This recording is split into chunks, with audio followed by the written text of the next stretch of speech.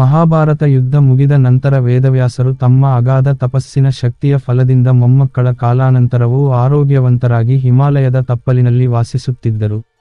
ಆ ಸಮಯದಲ್ಲಿ ಸೃಷ್ಟಿಕರ್ತ ಬ್ರಹ್ಮದೇವ ಮಹಾಭಾರತ ಯುದ್ಧದ ಕುರಿತು ಕೃತಿ ರಚಿಸಲು ಬಯಸಿದರು. ಈ ಶ್ರೇಷ್ಠ ಕೃತಿ ಬರೆಯಲು ಆ ಮಹಾಯುದ್ಧದ ಪ್ರತ್ಯಕ್ಷದರ್ಶಿ ಮತ್ತು ಅಲ್ಲಿ ಬರುವ ಪ್ರತಿ ಪಾತ್ರವನ್ನು ಹತ್ತಿರದಿಂದ ನೋಡಿರುವ ವೇದವ್ಯಾಸರಿಗಿಂತ ಶಕ್ತ ವ್ಯಕ್ತಿ ಇನ್ನೊಬ್ಬರಿಲ್ಲ ಎಂದು ಅರಿತ ಅವರು ವೇದವ್ಯಾಸರ ಎದುರು ಪ್ರತ್ಯಕ್ಷರಾಗಿ ಕೃತಿ ರಚಿಸಲು ಕೇಳಿದರು.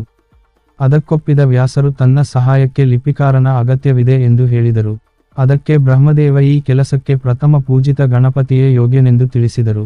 ಆಗ ವ್ಯಾಸರು ತಮ್ಮ ಕೃತಿ ರಚನೆಯ ಕೆಲಸಕ್ಕೆ ನೆರವಾಗುವಂತೆ ಗಣಪತಿಯನ್ನು ಕೋರಿ ಮತ್ತೆ ತಪಸ್ಸಿಗೆ ಕುಳಿತರು. ಈ ತಪಸ್ಸಿಗೆ ಪ್ರಸನ್ನನಾದ ಗಣಪತಿ ವ್ಯಾಸರೆದುರು ಸಾಕ್ಷಾತ್ಕಾರಗೊಂಡು ತಪಸ್ಸಿನ ಕಾರಣ ಕೇಳಿದನು. ಆಗ ವ್ಯಾಸರು ಬ್ರಹ್ಮದೇವರಿಂದ ನಿವೇದನೆಗೊಳಗಾದ ಕಾರ್ಯವನ್ನು ತಿಳಿಸಿ ಅದಕ್ಕೆ ಸಹಾಯ ಮಾಡುವಂತೆ ಕೋರಿದರು. ಇಂತಹ ಅದ್ಭುತ ಕೃತಿ ರಚಿಸುವ ಶಕ್ತಿ ವೇದವ್ಯಾಸರಿಗಿದೆ ಎಂದು ಗಣಪತಿಗೆ ತಿಳಿದಿದ್ದರೂ ಅವರನ್ನು ಪರೀಕ್ಷಿಸುವ ಸಲುವಾಗಿ ಆತ ಒಂದು ಷರತ್ತು ವಿಧಿಸಿ, ವ್ಯಾಸರು ಯಾವುದೇ ಕಾರಣಕ್ಕೂ ಕತೆ ಹೇಳುವುದನ್ನು ಮಧ್ಯದಲ್ಲಿ ನಿಲ್ಲಿಸಬಾರದು. ಹಾಗೇನಾದರೂ ಮಾಡಿದರೆ ನಾನು ಆ ಕ್ಷಣವೇ ಬರೆಯುವುದನ್ನು ನಿಲ್ಲಿಸಿ ಮರಳುತ್ತೇನೆ ಮತ್ತು ನಾನು ಯಾವುದೇ ಕಾರಣಕ್ಕೂ ಬರೆಯುವುದನ್ನು ನಿಲ್ಲಿಸುವುದಿಲ್ಲವೆಂದು ಹೇಳಿದನು. ವ್ಯಾಸರಿಗೆ ತಮ್ಮ ಶಕ್ತಿಯ ಅರಿವಿದ್ದರೂ ಗಣಪತಿಯ ವೇಗಕ್ಕೆ ಕತೆ ಹೇಳಲು ಸಾಧ್ಯನಾ ಎಂಬ ಸಂಶಯ ಮೂಡಿ ಅದಕ್ಕೊಂದು ಉಪಾಯ ಹೂಡುತ್ತಾರೆ. ಅದರಂತೆ ಅವರು ಗಣಪತಿಗೆ, ನಾನು ಹೇಳುವ ಕಥೆಯನ್ನು ಅರ್ಥ ಮಾಡಿಕೊಳ್ಳದೆ ನೀನು ಬರೆಯುವಂತಿಲ್ಲ ಎಂದಾಗ ಆತ ಅದಕ್ಕೆ ಒಪ್ಪಿದನು. ಅದರಂತೆ ಒಂದು ಶುಭ ಮುಹೂರ್ತದಲ್ಲಿ ಮಹಾಭಾರತದ ಕೃತಿ ರಚಿಸಲು ಕುಳಿತ ಲಿಪಿಕಾರ ಗಣಪತಿಗೆ ವಂದಿಸಿ ವ್ಯಾಸರು ಕತೆ ಹೇಳಲು ಶುರು ಮಾಡಿದನು.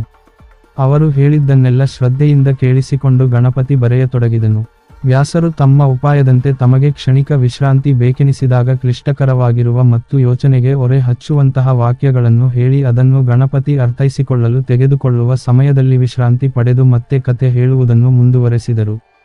ಕೃತಿ ರಚಿಸುವ ಸಮಯದಲ್ಲೊಮ್ಮೆ ಗಣಪತಿಯ ಲೇಖನಿ ತುಂಡಾಗುತ್ತದೆ. ಆಗ ಬರವಣಿಗೆಯನ್ನು ನಿಲ್ಲಿಸುವುದಿಲ್ಲ ಎಂಬ ಮಾತಿನಂತೆ ನಡೆದುಕೊಳ್ಳುವ ಸಲುವಾಗಿ ಗಣಪತಿ ತನ್ನ ದಂತವನ್ನೇ ಮುರಿದು ಕೃತಿ ರಚನೆಯನ್ನು ಮುಂದುವರೆಸಿದನು. ಹೀಗೆ ವರ್ಷಗಟ್ಟಲೆ ವ್ಯಾಸರು ಕತೆ ಹೇಳುವುದು ಮತ್ತು ಗಣಪತಿ ಬರೆಯುವುದು ಮುಂದುವರೆದು ಶ್ರೇಷ್ಠ ಕೃತಿಯೊಂದು ರಚನೆಯಾಗುತ್ತದೆ.